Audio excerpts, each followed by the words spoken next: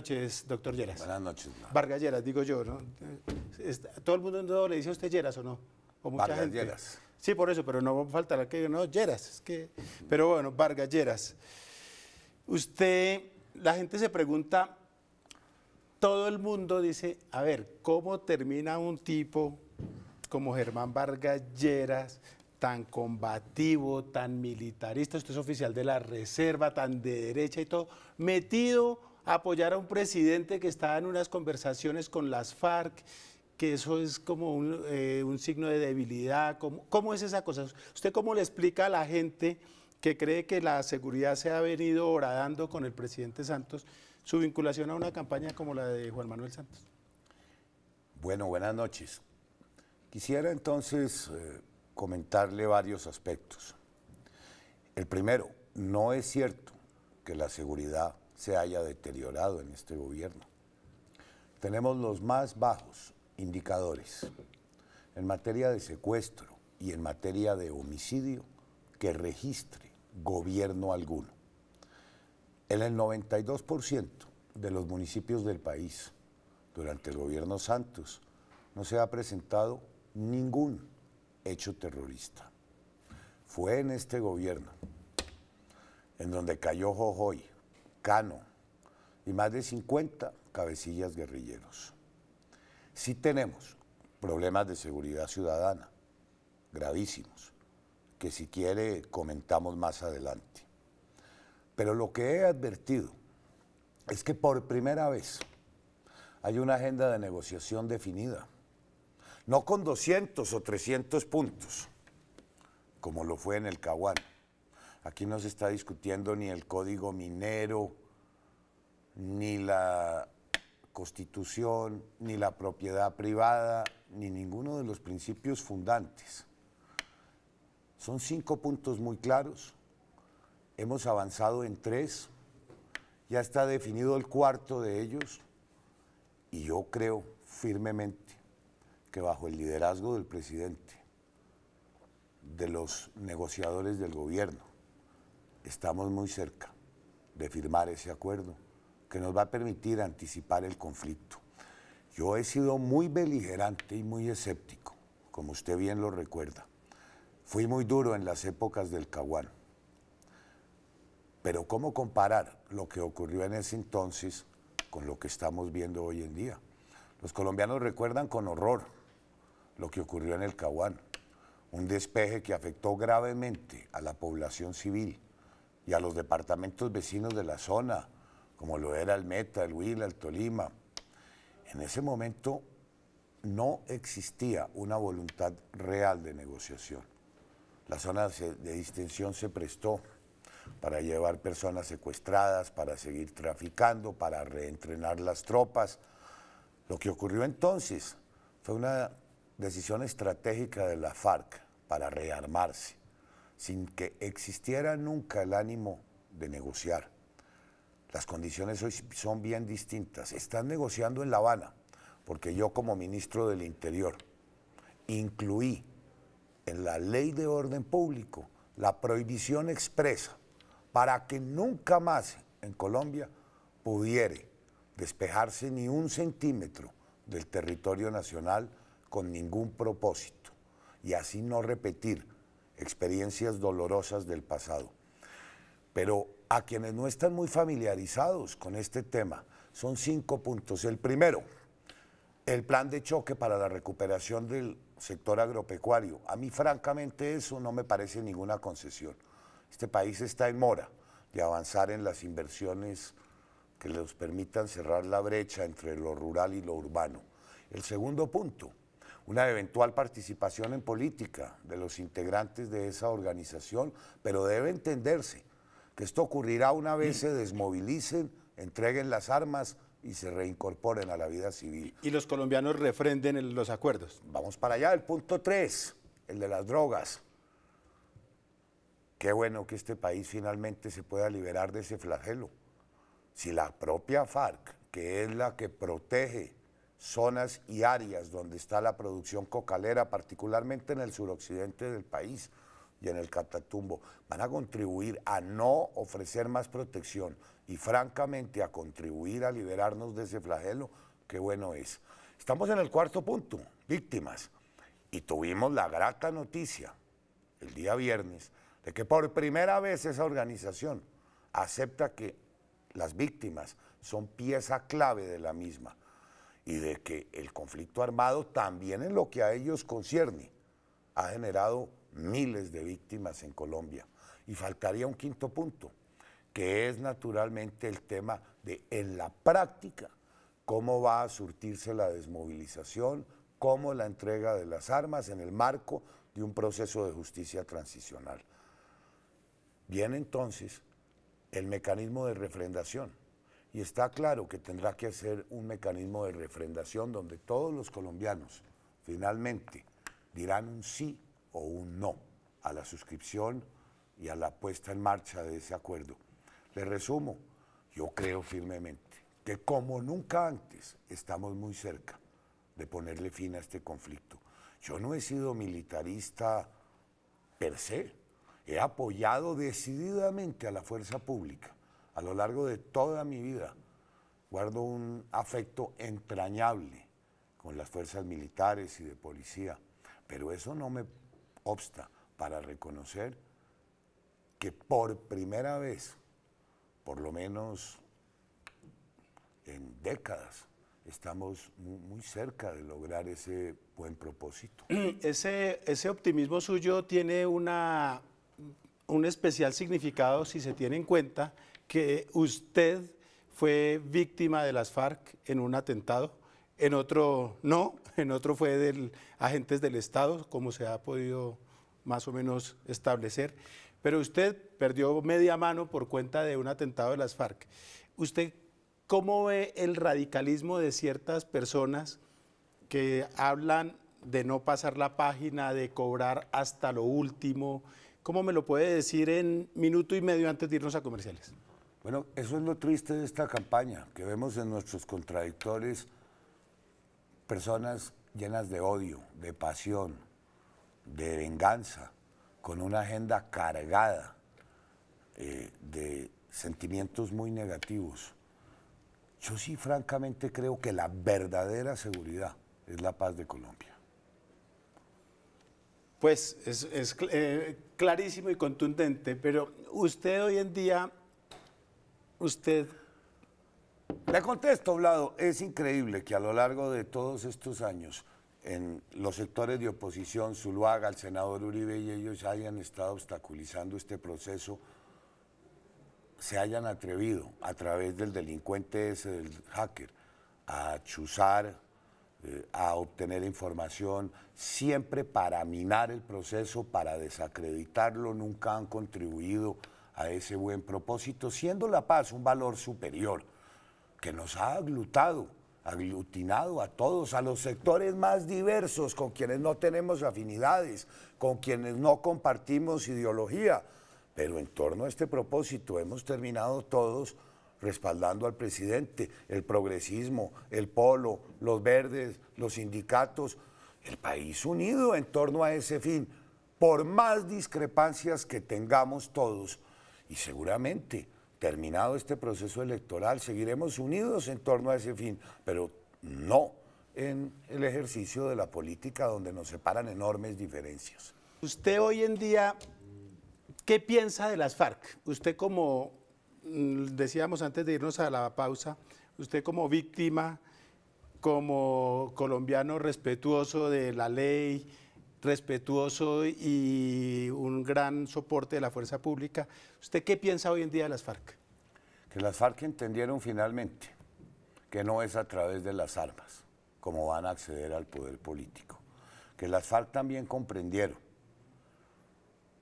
que militarmente hoy no tienen y nunca recuperarán ni el control territorial, ni la ascendencia sobre algunos sectores de la población, ni mucho menos están en condiciones de continuar con esta lucha que han llevado por tantos años.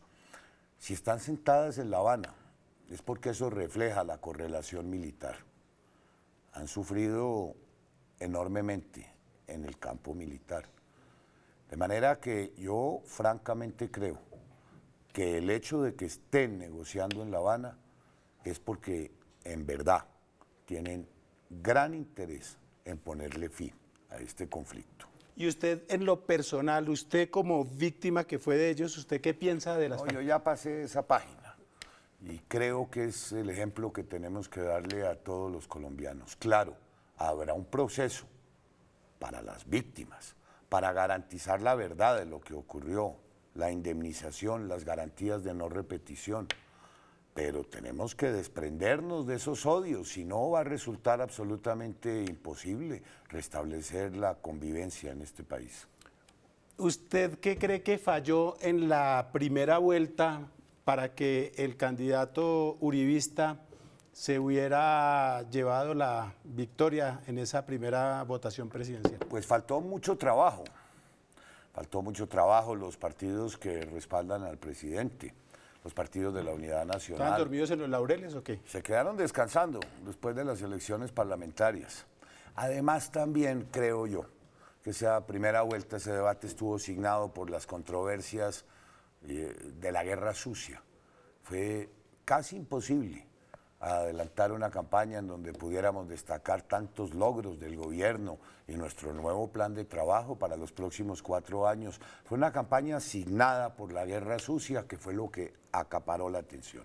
¿Usted qué opina de los bandazos que da el candidato Oscar Iván Zuluaga y sobre todo de esta encaramada, porque yo no lo digo subida, sino encaramada al bus de La Paz? Pues no es creíble que tengan ningún propósito de avanzar en esa negociación. Como ya se lo mencionaba, desde hace 4 años vienen criticando sin tregua todas las aproximaciones y los avances que han tenido los diálogos de La Habana. Lo único que explicaría una situación de esas es el oportunismo electoral, porque en las últimas semanas han cambiado 5 veces de posición. Uno fue el discurso del día de las elecciones en primera vuelta. Al día siguiente anunciaron que suspenderían los diálogos en La Habana. Luego, 2 días más tarde, cambiaron de posición. No son creíbles. Todos sabemos que si el presidente Santos no es reelecto, el proceso terminará, porque son tales las condiciones imposibles de cumplir que ellos creen deben rodear el proceso de paz, que francamente se terminaría con el mismo, digámoslo sin eufemismos. No quieren avanzar y creen que solo a través de las armas y de continuar esta guerra es posible derrotar militarmente a las FARC. Eso ya vimos que tomará muchos años y lo que este proceso logrará es anticipar en décadas el fin del conflicto. Mire, no fueron en el gobierno anterior ni capaces de ganar la guerra, ni capaces tampoco de avanzar en una negociación. Y no fue que no lo intentaran. Recuerde usted que durante el gobierno Uribe liberaron unilateralmente a Granda para ese propósito. A decenas de guerrilleros. Y a decenas de guerrilleros unilateralmente. Uribe nunca perdió la esperanza de haber podido iniciar un proceso de paz serio, pero las FARC nunca se lo permitieron. Ahora ocurre lo mismo. Incapaces de negociar la paz, creen que el único instrumento válido es continuar con la guerra. Lo más importante de la negociación del presidente Santos es que está avanzado como nunca antes, sin que un solo día se haya bajado la guardia en la tarea de seguir combatiendo a esa organización. ¿Usted qué les dice a los que acusan al gobierno de Juan Manuel Santos de ser castrochavista, que le va a entregar el país a la dictadura de los vecinos y todas estas cosas? Todo eso es absurdo. El presidente sí cambió la política exterior, restableció nuestras relaciones con los vecinos, que era apenas lógico. Es que vale la pena recordar cómo terminó el gobierno de Uribe, francamente, en una confrontación que por poco llegó a lo militar con Venezuela. Nuestras relaciones rotas con el Ecuador y con todos los países en la práctica del hemisferio. La política del presidente Santos en materia internacional se fundamenta en la no intromisión en los asuntos internos de ningún país Y a quienes quieren revivir esa controversia con Venezuela, señalando como lo hace el candidato Zuluaga, que hay que intervenir en los asuntos internos de Venezuela, se equivocan. A nada contribuyó eso. Todos recordamos que a punta de insultos y agravios con Venezuela no se logró nada. Claro, no compartimos lo que ocurre en Venezuela, pero no sacamos nada en nuevamente generar un enfrentamiento con el vecino país que afecta a los colombianos de la frontera, que afecta al comercio, sin que con ello se logre nada. Yo creo para mí que al único que serviría esa provocación es a Maduro, que inmediatamente apelaría al expediente nacionalista para responder esas críticas. De manera que eso, pues pueden ser unas declaraciones de campaña, pero difícil ponerlas en práctica desde el gobierno. Aparte porque es muy absurdo creer que Colombia tenga alguna obligación de arreglar la situación en Venezuela. Sería como si en la época de los falsos positivos Chávez se hubiera metido a enderezar la situación en Colombia y cuando las chuzadas y cuando la persecución a los periodistas y todo, aquí adentro, mire, Chávez no se metió. Desde que Colombia restableció sus principios y los de la Carta de la OEA, nuevamente hemos recuperado el liderazgo que habíamos perdido en el hemisferio y en el mundo entero. Y eso se ha traducido en hechos muy benéficos para los colombianos. Hoy ya podemos viajar a Centroamérica sin visas, a México, a cualquier país de Latinoamérica. Muy pronto no requeriremos de visas ni de humillaciones para ingresar a ningún país de la Comunidad Económica Europea. Nos extendieron la visa en los Estados Unidos a 10 años y muy probablemente también estaremos eximidos de seguir sacando visas. Y esa ha sido una situación que se traduce a todos los campos, a la suscripción de los tratados, al buen manejo de las relaciones, al liderazgo que nuevamente ha retomado el país en el concierto internacional. Ese es un aspecto en el que la gente tampoco entiende mucho, digamos, la trascendencia que eso tiene, pero sin duda eso también se refleja en más inversión, en llegada de... Por supuesto, mire, lo que el senador Uribe llamaba la confianza inversionista, el huevito de la confianza inversionista se volvió un pollo muy poderoso.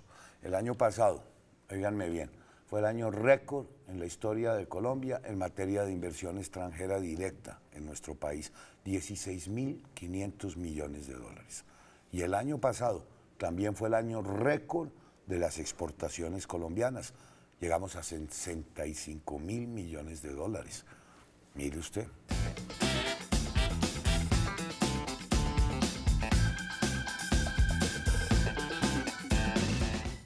¿Tierra fría o caliente? Fría. ¿Ministro del Interior o de Vivienda? De vivienda. ¿Changua o caldo de costilla? Caldo de costilla. ¿Lleras Restrepo o Lleras Camargo? Lleras Restrepo. ¿Discurso en plaza pública o en el Congreso? En plaza pública. ¿Ser papá o ser hijo? Ser papá. ¿Whisky o manzanilla? Whisky. ¿Álvaro Gómez o Misael Pastrana? Álvaro Gómez. ¿Millonarios o Santa Fe? Santa Fe. Ay, ay, ay. ¿Noemí Sanino o María Emma? Uy, me la pone difícil, ¿no? En esa sí me corchó. ¿Pereira o Bogotá? Bogotá. ¿Maduro o Chávez? Chávez. ¿Ser novio o ser marido? Ser marido. ¿Mantequilla o mermelada? Mermelada. ¿Procuraduría o fiscalía? Fiscalía. ¿César Gaviria o Ernesto Samper? Gaviria. ¿Prohibición o legalización? Prohibición. ¿Mocus o Peñalosa? Mocus. ¿Semana o El Tiempo? El Tiempo. ¿Caracas o La Habana? Uy, esa se la debo. Esto ha sido En Blanco y Negro con Germán Vargas Lleras.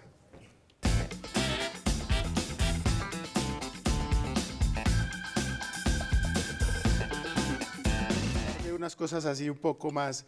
¿Usted a qué personaje del uribismo rescataría para llevárselo a trabajar con ustedes en el gobierno próximo del presidente Juan Manuel Santos si gana las elecciones?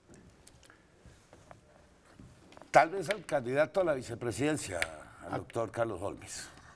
¿Y como en qué le gustaría, en qué puesto le gustaría tenerlo?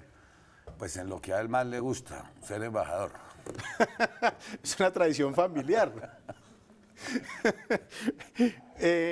¿Usted lee con juicio la prensa nacional? Todos los días. ¿Qué es lo que más lee? ¿A quiénes? No, vea, leo El Tiempo, leo El Nuevo Siglo, que lo recibo desde hace muchos años, y leo El Espectador. Me gustaría leer los periódicos regionales, pero desafortunadamente el tiempo no lo permite. ¿A qué columnista no se pierde? En El Tiempo, En general, sí. bueno, no, en El Tiempo sí los leo a todos, pero no me pierdo a Mauricio Vargas, no me pierdo a María Isabel Rueda, no me pierdo a Rudy Holmes. En general no, en general los leo con ¿A frecuencia. quién no lee todos. nunca? Usted, ¿a quién dice no pero ni de vainas? No, francamente los leo a todos. Inclusive a los que le Salud cascan a todos. Hernández, a todos los leo con rigor, eso lo hago con mucha disciplina. En El Espectador leo a Ramiro Bejarano, leo a Felipe Zuleta con frecuencia.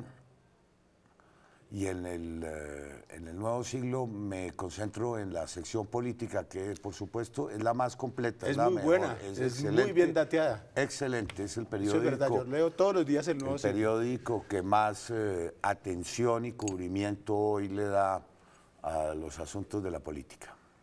¿Cómo es Germán Vargas Lleras? Mejor, ¿cómo hace Germán Vargas Lleras? Porque sabemos que usted tiene un carácter fuerte, a usted se le vuela fácil la piedra. ¿Cómo hace usted para que en su vida normal, personal, no se le vuele?